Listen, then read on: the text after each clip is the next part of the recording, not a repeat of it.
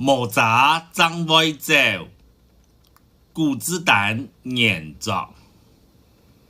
下课时间，一年生嘅幼稚园来办公室请我，拄好听到我同阿飞先生用福佬话打嘴鼓。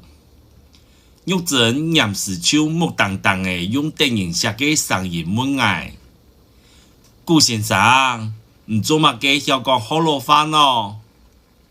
我还望演技，阿飞先生就强定讲：哼，唔对哦，唔对嘅顾先生忙机会咧，唔但将客话讲到一定强，佢咩要通过福佬话嘅中国级哦？